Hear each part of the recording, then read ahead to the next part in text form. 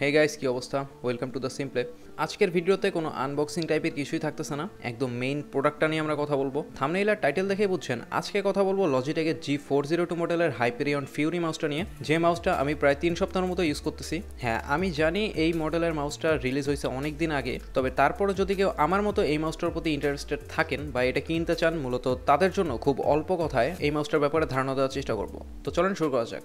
Logitech G402 Hyperion Fury মাউসটাকে ঠিক entry level বললে ভুল হবে এটাকে হাই পারফরমেন্স গেমিং মাউসও বলা যায় যেটার দাম পড়বে প্রায় 2500 থেকে 3000 টাকার মতো মাউসটার ডিজাইন নিয়ে কথা বললে অন্যান্য গেমিং মাউসগুলোর মতোই এরগোনমিক ডিজাইনের এই মাউসটার উপরে ব্ল্যাক ম্যাট ফিনিশের পাশাপাশি শাইনি কিছু রাবারের ডিজাইন ইউজ করা হয়েছে যেটা কিন্তু মাউসের লুকটাকে আরও বেশি অ্যাট্রাকটিভ করে দিছে ফার্স্ট ইমপ্রেশনে এই ডিজাইনটা আমার কাছে খুবই ভালো লাগছিল সেই সাথে এরগোনমিক ডিজাইনের হয় মাউসটা হাতে নিয়ে অনেক বেশি কমফোর্টেবল ছিলাম আমি তাছাড়া এটার শেপ এবং সামান্য কিছু রাবার ইউজ করার কারণে ফিলটা এমন যে আমি হাতে অনেকটা রাবার গ্লোভস পরে মাউসটা ধরছি আমার কাছে এরকমই মনে হয়েছে আর কি মাউসটা সাইজের দিক থেকে বেশ বড়ই বলা যায় আর কিছুটা ভারী এটার ওয়েট 144 গ্রাম আমার মতো বড় হাতে যারা আছেন তাদের জন্য একদম পারফেক্ট গ্রিপিং কাজ করবে এই মাউসে সস্তা মাউসের নিচের দিকে যে ফুটপ্যাডগুলো থাকে সেগুলো দেখা যায় যে বেশি দিন ইউজ করার পর ক্ষয় হয়ে যাওয়ার একটা প্রবণতা থাকে এই মাউসের যে ফুটপ্যাড এটাকে আমার কাছে সেরকম চিপ কিছু মনে হয় নাই আবার মাউসটার মুভমেন্ট যথেষ্ট স্মুথ বলা যায় অ্যাটলিস্ট আমার ফ্যানটেকের মাউস প্যাডে আমি সেরকমই পারফরমেন্স পাইছি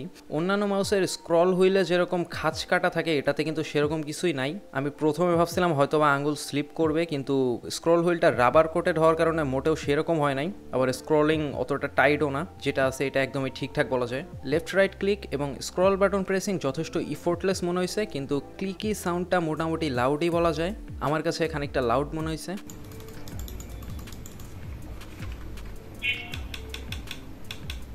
আর এরকম প্রাইজের অন্যান্য গেমিং মাউসের মতোই এই গেমিং মাউসটার সবগুলো বাটনই প্রোগ্রামেবল যেখানে লেফট রাইট কি এবং স্ক্রল বাটনের পাশাপাশি আরও 5টা প্রোগ্রামেবল বাটন দেওয়া আছে যেগুলো ডিফল্টে forward back button DPI up down button এবং ডিপিআই বাটন হিসেবে কাজ করবে পরবর্তীতে লজিটেকের ডেডিকেটেড সফটওয়্যার ব্যবহার করে এই বাটনগুলো প্রোগ্রাম করে নেওয়া যাবে যেমন আমি ভিডিও এডিটিং পারপাসে ফরওয়ার্ড ব্যাক বাটনকে আনডু রিডু হিসেবে ইউজ করতেছি তবে এই গেমিং মাউসের একটা ইউনিক ব্যাপার কি জানেন ডিপিআই বাটনটা একদম সাইডে দিছে যেখানে অন্যান্য মাউসে কিন্তু এটাকে স্ক্রল হুইলের নিচের দিকে দেওয়া হয় তাছাড়া এই ডিপিআই বাটনের পাশে আরও 3টা এলইডি ইন্ডিকেটর পাওয়া যাবে যেগুলো মূলত মাউসের 4 ধরনের ডিফল্ট ডিপিআই সেটিংস সেটাকে ইন্ডিকেট করে তাছাড়া মাউসটার পোলিং রেট 1000 হার্টজ এবং 4000 ডিপিআই মাউস হয় ডেডিকেটেড সফটওয়্যারের মাধ্যমে এটাতে 240 থেকে 4000 পর্যন্ত ডিপিআই অ্যাডজাস্ট করা যাবে 20 মিলিয়ন ক্লিক হওয়াতে এটাকে যথেষ্ট ডিউরেবল এবং লং লাস্টিং আমি বলবো সেন্সরের কথা আসলে লজিটেকের ডেল্টা জিরো টেকনোলজির ফিউশন ইঞ্জিন হাইব্রিড সেন্সর এটাতে ইউজ করা হচ্ছে যার মাধ্যমে মাউস কার্সরের 500 আইপিএস এর হাই স্পিড ট্র্যাকিং এর সুবিধা পাওয়া যাবে এই মাউসে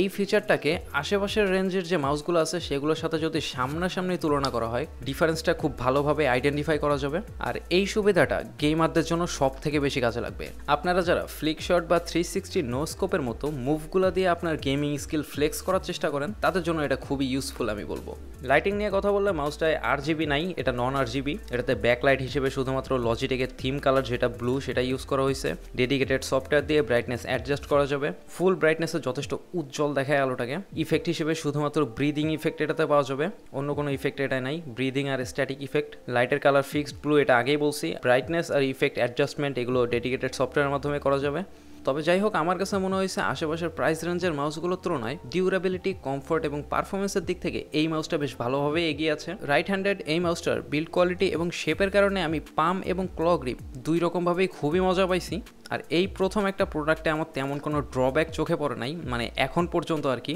তবে ওই যে বললাম মাউসটা সাইজে বড় যাদের হাত ছোট তাদের একটু প্রবলেম হতে পারে আর যারা খুবই লাইট ওয়েট মাউস থেকে এই মাউসে শিফট হতে যাচ্ছেন 144 গ্রামটা আপনার কাছে একটু ভারী মনে হলেও হতে পারে এখন আমার মতো যাদের লং টাইম ধরে মাউস ইউজ করতে হয় সেই সাথে অনেক দিন ইউজ করার মতো ডিউরেবল কোনো একটা মাউস যদি আপনি খুঁজে থাকেন তাদের জন্য এই মাউসটা ডেফিনেটলি রিকমেন্ডেড তো এই মাউসটা নিয়ে কোনো প্রকার প্রশ্ন থাকলে কমেন্টে জানাবেন আমি উত্তর দেওয়ার জন্য আসি সমস্যা নেই ভিডিওটা যদি কোনো দিক থেকে উপকারী মনে হয় প্লিজ লাইক এবং সাবস্ক্রাইব করে পাশে থাকবেন চাইলে অন্যান্য ভিডিওগুলোও দেখে আসতে পারেন আজকের মতো যাচ্ছি থ্যাংক ইউ সো মাচ